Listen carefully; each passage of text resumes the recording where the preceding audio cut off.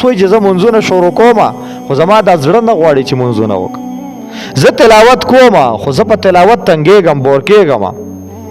زه سهار مانځه ته راپاسم خو راپاسېدی نه شم. زه دا عبادت نه دی. عبادت دې ته ویلی کېږي ستا زړه به نه غواړي، ته به د نفس سره مجاهده کوي. ته به سهار نسې راپاسېدی خو ته به مجاهده کوي، ته به راپاسې. ستا له به تلاوت د قرآن مجید مزه نه درکوي خو ته به په ځان سخته تېرې مجاهده به کوي. ته به دا تلاوت کوي ان تر دې چې ستا مزاج وګرځي. ستا به ډډې نه لګي مانځه ته. ته چې صف کې ودرېږې ته به تنګېږي، ته په مانځه کې به تنګېږي. ته چې جومات ته رالې ته به خدای چې کله د دې جیله ووتې. خو ته به د خپل نفس سره مجاهده کوي چې ستا نفس او خواهشات وایي چې جومات کې چې جمع وشي وځه. ته د ځان سره معاهده وکړه چې په جومات کې به زه د مانځه نه پس هم 10 منټه تېروم. چې تا ته ستا نفس وایي چې سنت وکړي وځه، وایي زه به د سنتو نه پس نیمه ګنټه د قرآن تلاوت کوم. زه به تا سره مجاهده کوم، ته به د خپل نفس سره مجاهده کوي. ځکه دا نفس دا مجاهده غواړي. تر څو چې تا ور سره مجاهده نه وي کړې تر هغه وخته پورې ته خدای ته ګوره متوجه کېدی نه شي دی او نه ته د خدای عبادت کولی شي.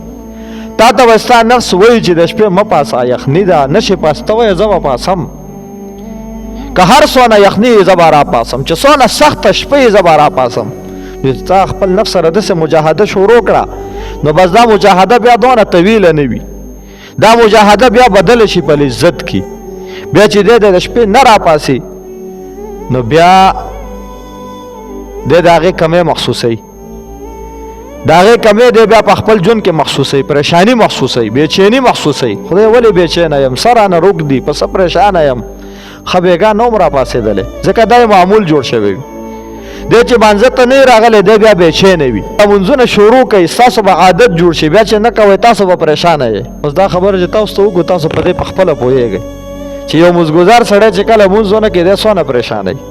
ښه اعلی قسم ډوډۍ به ورته میلاوه شي، ښه بهترینه بستره به ورته میلاوه شي، ښه دی په ګنټو به خوب به مو وکړي، ښه ډېرې پیسې به هم ورسره وي، خو بیا به هم دی غریب پریشانه وي. ولې وایي ما مونځ نه دی کړی. تر څو چې د خپل مانځه قضا نه وي راګرځولي تر هغه وخته پورې دته اطمینان نه کیږي، ځکه دا عادت جوړ شوی دی. نو دی وجې نه رسول الله مبارک وفرمایل چې مجاهده او جهاد دا به اوس کوو، ښه د خپل نفس سره به مجاهده کوو.